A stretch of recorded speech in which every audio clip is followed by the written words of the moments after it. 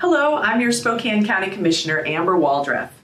My last month has been all about state legislative priorities, advocating for changes in Olympia that benefit you here in Spokane.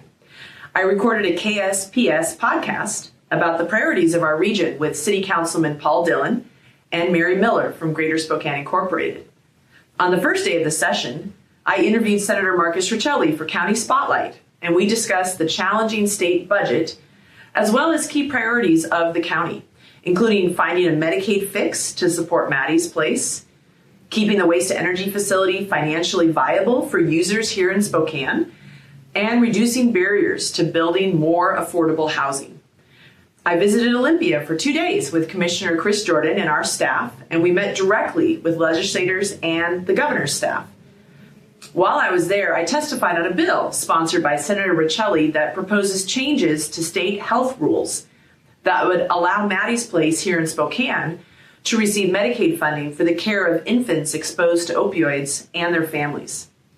When I made it back to Spokane, I reported for county jury duty. Yes, even county commissioners can get the call.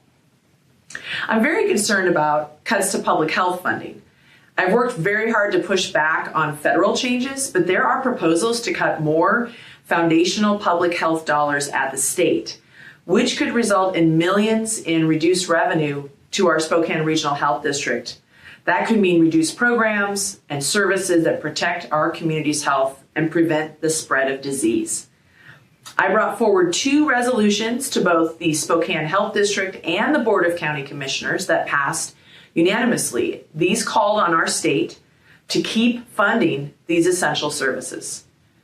In January, I celebrated the opening of Vets on Lacey, a unique housing development for veterans. Congrats to all involved, especially Volunteers of America. I caught up with the Governor's Council on Homelessness. I got to meet with Washington State University President Cantwell, and I attended the Martin Luther King Jr. Day rally and march. Please read my newsletter to get all the links and information about the topics I've mentioned, and I'll see you next month.